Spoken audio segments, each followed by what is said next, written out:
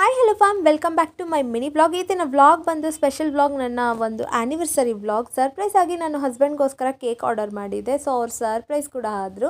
ಆ ಹಸ್ಬೆಂಡ್ಗೆ important meeting ಇದ್ದಿದ್ದರಿಂದ ಅವರು ಆಫೀಸ್ಗೆ ಹೋಗಲೇಬೇಕಾಗಿತ್ತು. ಬೇಗ ಬೇಗ ಕೇಕ್ ಕಟ್ ಮಾಡಿಬಿಟ್ಟು ನಾವು ಟೆಂಪಲ್ಗೆ ಹೋಗಿ ಅಲ್ಲಿಂದ ಡೈರೆಕ್ಟ್ ಆಫೀಸ್ಗೆ ಹೋಗೋಣ ಅಂತ ಡಿಸೈಡ್ ಮಾಡಿದ್ವಿ.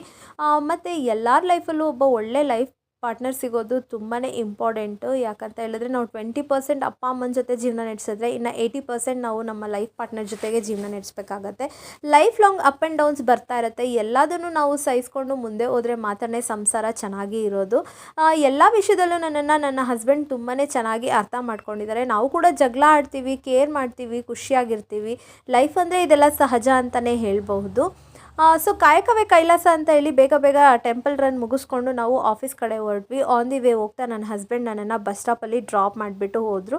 ಇದು ಇವತ್ತಿನ ವ್ಲಾಗ್ ಆಗಿತ್ತು. ಹೀಗೆ ನನ್ನ ಚಾನೆಲ್ನ ಸಪೋರ್ಟ್ ಮಾಡಿ. Thank you for watching.